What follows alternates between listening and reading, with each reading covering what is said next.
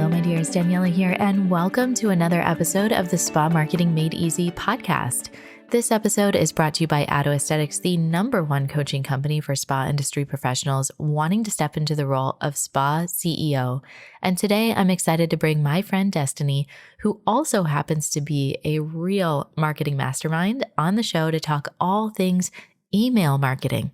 She lays out some really incredible metrics to keep in mind, and I hope that this episode is a great motivator for those of you who are not doing email yet, or who may only be collecting the emails of your clients, not your potential clients. So let me do a quick read of her bio, and then we'll jump right in.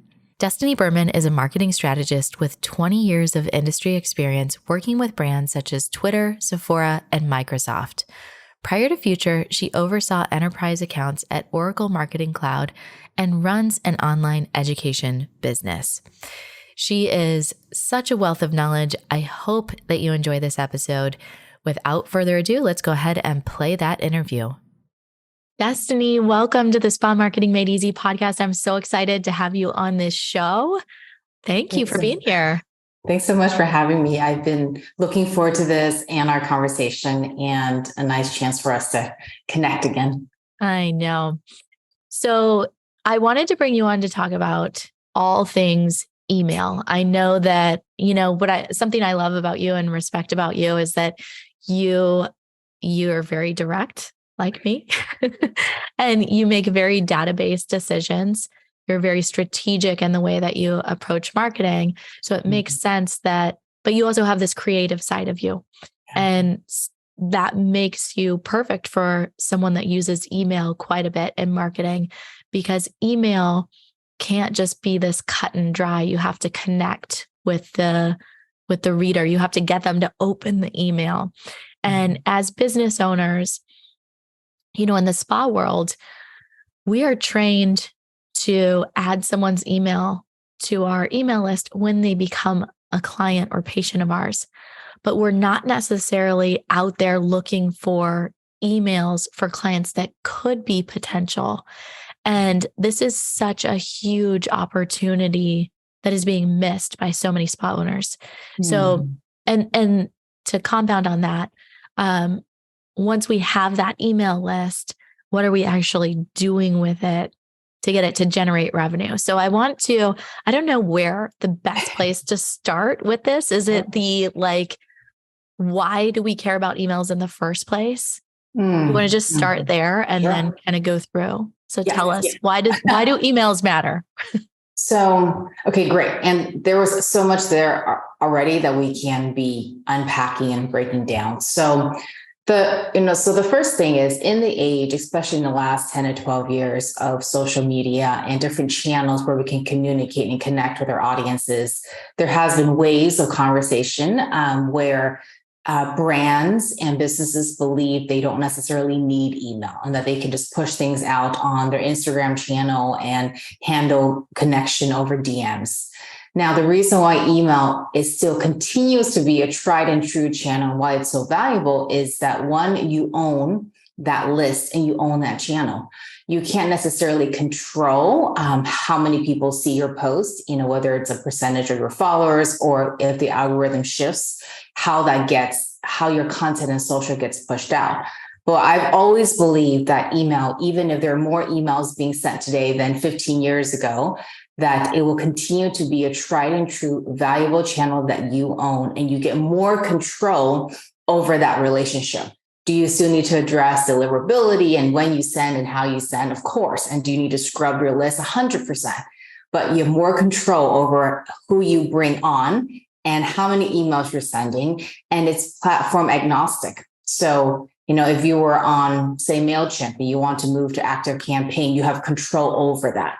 Whereas if you're building up your following on Instagram and now you want to move them over to TikTok, that's a very different process. So that's one. The second thing is, in terms of driving revenue, and actually was just talking with a client about this 2 days ago, we focus so much on advertising, we focus so much on acquisition.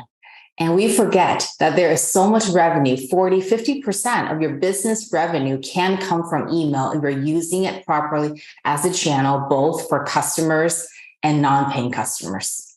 Mm. So a couple of questions. Yeah. When you're talking about transferring, there are some things that we need to be aware of with bounce rate, with spam, all Yes. of those kind of things where, I've heard some horror stories of people switching from one platform to the other and none of their emails. I mean, it kind of proves your point that like this individual moved platforms, none of the emails were delivered. And Yeah. so during her launch, it was a big flop. Yeah. Um,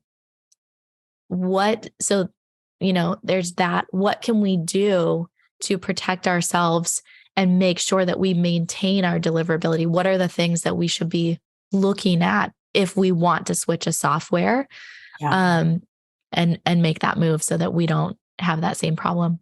So I will also be fully transparent that that is not my area of expertise, Yeah. and you do want to pay attention to this in terms of warming up your domain, making sure the backend is set up accurately. And there are people, they're experts and specialists who are they're focused on this. So I would say number one is to be aware that if you are changing email platforms, because we have all heard the same horror stories, that you are mindful of the steps that need to happen. And this includes backend setup and domain. And actually, even recently with one of our companies, we had to go through this whole process, even as from a B2B provider, to make sure that our emails don't end up in spam. So there are definitely specialists who will focus on this. And you do want to be mindful of this, to not be switching over platforms when you're about to do a big promo, and to pull in the right people to help you with that migration. With that said, it is a fraction of what you would have to do in terms of the correlation to if you were switching over your audiences from one social platform to the Yes. next, which is a Mhm. very different mindset. Now, looping back to your point around email, and in the spa business space where folks are only sending emails to once to become a client, the way I would think about email is there's lead gen for potential customers and clients. And then there is, well, once you have their email and they're a paying client, what are you doing with that? And even in that part alone, there's a huge opportunity because folks intuitively, even if it seems counterintuitive, are not sending enough emails, and they're not leveraging technology, even an email platform like a MailChimp or like an Active Campaign, to be thinking about, well, how can I get the right message to the right person at the right time? And so even in that alone, there's huge opportunity to drive retention, to drive repeat services, repeat purchases within your customer base that we're not leveraging with email. There's a lot of mindset pieces around that, because what I'll hear my listeners say from time to time is, well, I don't want to send so many emails because I don't want to annoy my clients. But Yeah. what they're doing is sending one e-blast that's only promotional at the beginning of the month. So they're not built. They're like, hey, it's February, buy my thing. And they're not talking to them again until March. And like, hey, it's March. Want to buy my thing again? Instead of providing value, building the relationship, giving something that is going to keep you top of mind or keep your business top of mind, or something that's specific to that individual. Why are they remaining on your email list? Yes, exactly. And to keep in mind that your customers want to hear from you, and they do want reminders. So if you're thinking about the buying behavior for your customer, whether it is a service in location, and you know that every 2 to 3 months they're going to need either a refresh or a refill of the products. They want the reminders, especially if the content is crafted in a way that shows that you are thinking of them, and two, that you understand where they're at. You can also tie that to seasons and what's going on with the seasons or what's going on with the holidays. But the truth is, you don't generate revenue if you're not sending out emails. And then, of course, you generate more revenue and you optimize it if it's the right kind of email for the right time based on their past behavior. So I want to just go back for a second to kind of email hygiene and email health around deliverability, because when we are spending the time and money and energy to create these emails and write the copy and be strategic in what we're sending. We want to make sure that our people are getting them. So what is the best way with now that the privacy laws have changed? You talk about scrubbing your list, which basically means removing old subscribers or people that are not opening your emails. Is there a suggested just like guidelines or guidepost of, I know it's going to be different for every business and size of list and whatnot, but are there any kind of benchmarks that we should be looking at as frequency of scrubbing the list and how we would actually do that now? Yeah. So it's funny because I just had this conversation recently as well. So believe it or not, some businesses are overly aggressive with cleaning out their list. For me, my recommendation is, unless you've given it proper marketing and proper effort, it's not like you want to be cleaning out your list all the time, because then you're losing out on those emails, right? So if they haven't opened an email in 6 months, what we have done in the past is we'll send them what we call re-engagement, or if they haven't bought over a certain period of time, that's a whole win-back campaign. But if they haven't opened an email in 6 months and haven't done anything, then you want to create a series of content to try to re-engage them to click, because the more your email user is opening and then taking action, that will improve the response and improve the effectiveness of that email. And this is also why with certain promotions and with certain campaigns, you want to break this out into segments by behavior to ideally not only personalize the subject line and some of the content, that will also improve the click-through activity as well. And this applies to info product launches as well as physical products and services. So you want to think about, okay, so is the activity and the click-throughs on my email list as a whole, where is that trending and is that making progress? And then if not, I like to take out 6 months at a time. You can even try 3 months and see if you can have improve and have a lift that way. But you want to drive engagement if they haven't been opening up your emails and they haven't done anything with that. Now, if over 12 months, then you want to look at 12 months and see if there's anything you can improve there. Then after 12 months, and that can be an indicator where you can take them off your list so that you're not sending and then having a low response rate. Mm-hmm. So let's kind of pivot a little bit and talk about segmentation. Yeah. What does segmentation mean, and how can we utilize it with our email list? Yes. So at the high level, there's purchaser versus non-purchaser, right? So they've purchased or they haven't purchased. And then if the majority, so you've got those two buckets, it sounds like the majority of your audience may have their email lists are primarily purchasers. But then within the purchasers, you want to look at the frequency of activity. So who's a Botox client, who's a waxing client, or? So that would be more categories. So okay. Within, you could look at categories first if you're offering a wide range of services. And then you want to look at frequency. Have they only booked one service or purchased one product? And you want to look at the percentage of that within the client base or customer base. And then how many people have booked 2 or more services or purchased 2 or more times, and then within what frequency. Typically, depending on size of database, that's where I would start and start to dive in. The folks who have made one purchase, one service, what can we now create as an email campaign to that segment over what frequency to try to improve their next action and to try to drive recurring activity. If they have purchased 2 or 3, then you want to think about, can I make them a special offer to have them purchase multiple services or bundles to try to also improve your revenue that way. So there are ways to think about, okay, so they've only taken one action. How can I incentivize them with a campaign specific to this group versus someone who has purchased 2 or 3 times versus someone VIP, which within your business will be customized to you and how you would determine a VIP. I still think that in spa specifically, it's really helpful information to understand what service they were receiving. 100%. because we often will, when you talk about frequency of visit, and if we have a Brazilian wax client, they may be coming back at the 5 or 6 week mark, where if we have a Botox patient, they might be coming back at the 3 to 4 month mark. And so setting up specific campaigns for those services, I think can increase that.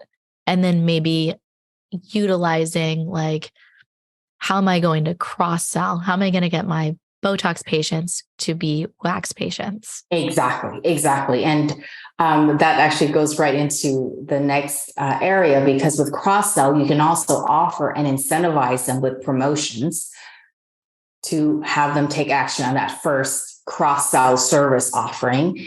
And then from there, you want to drive retention on both services if they've only been taking advantage of one.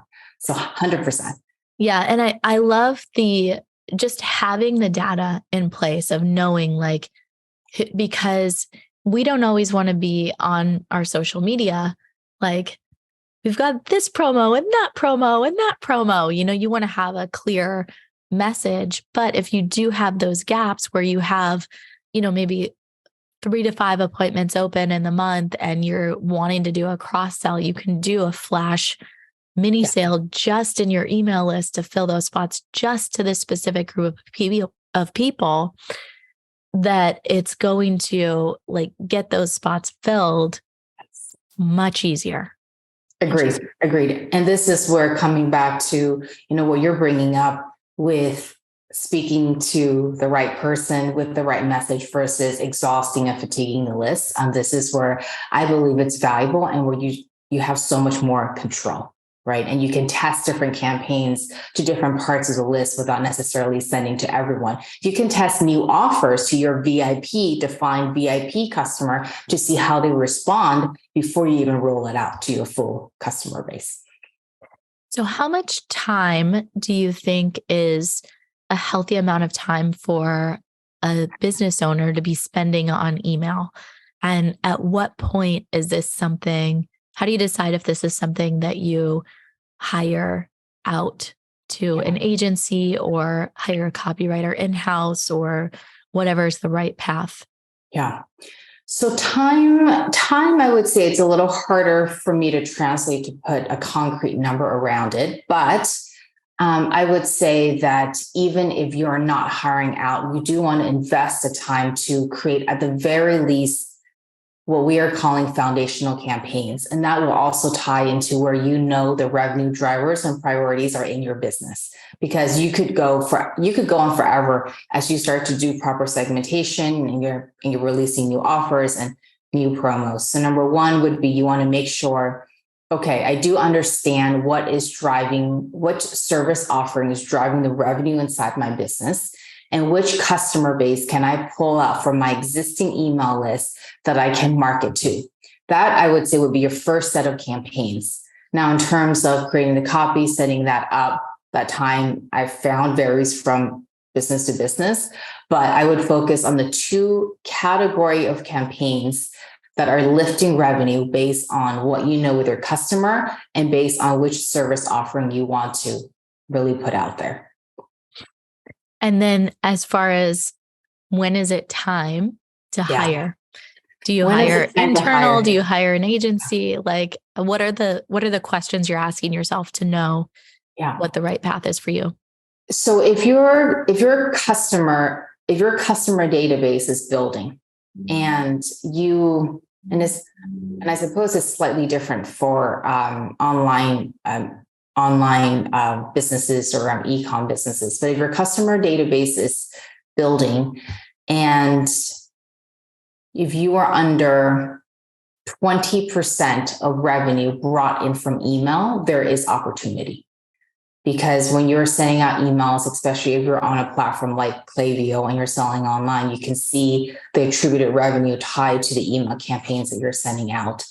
And so, of course, a lot of spa owners have e-com. With the pandemic, it was like, yes, of course, everybody's on Shopify. Exactly. And so typically, you're on Shopify, you're pairing that email platform with Klaviyo.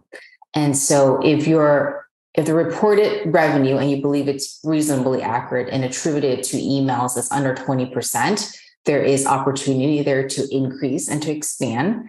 And so then the question you want to look at is, okay, based on my customer database, if I'm under 20%, you can reasonably, with the right efforts, add another 5 to 10% of reported revenue.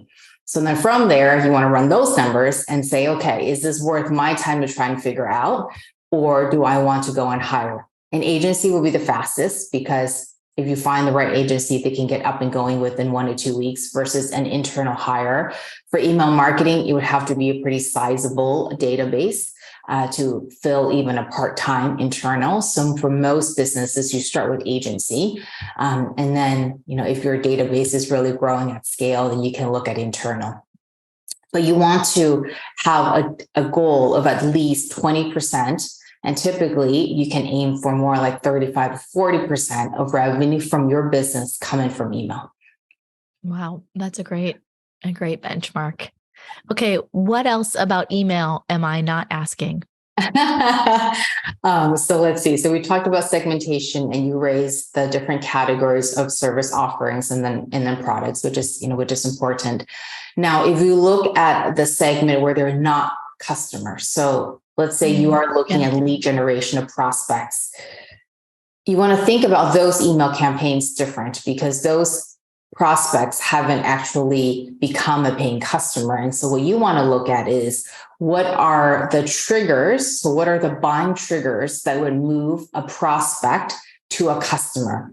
And that's how you want to think about those campaigns. So source, where they're finding you. If you're pushing out a paid campaign, or you have more organic efforts, or you're at trade shows and you're collecting email addresses that way. So you want to think about source, and then you want to think about the buying triggers and how warmed up they need to be, how trusted they need to be with your brand in order to take action to become the customer.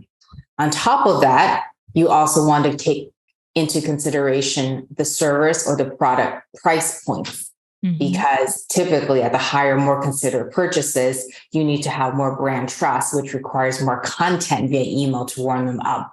If there is more of an introductory, a low risk offer that you can introduce to new prospects, that's where you want to start. Okay. I love that. I love that. All right. I think that is a great place to let people, that was a email 101, like in 20 minutes. So I have to say, it didn't even feel like 20 minutes. You made it fly by.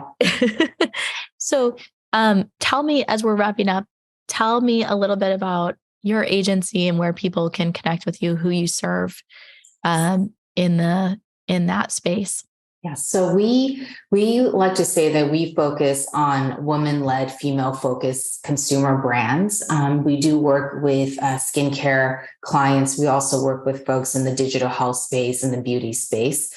And our agency has 2 core competencies. So we have email marketing, and we do offer lifecycle marketing to our clients, because the majority of our clients, they start to build up and acquire new customers. But now what? And there's so much revenue that's left on the table. You don't have proper email marketing.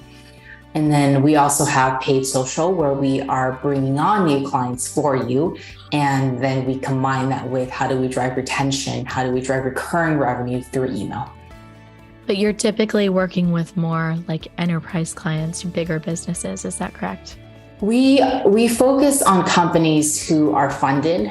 So whether they're earlier stage in their funding series, but we do focus on brands who are funded or who have been acquired and they're part of a bigger company, because 1, they want to be investing in paid acquisition at scale, and then 2, there's a database that they really need to leverage that we can, gain a lot of traction within a reasonable time frame.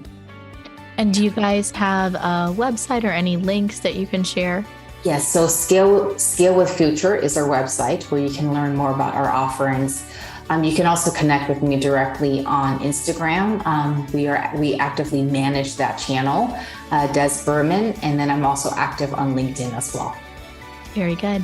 Thank you so much for your time and sharing all of these incredible benchmarks and teaching us all about email. I know I learned something new, so I really, really appreciate it. You're so welcome. Thanks for having me.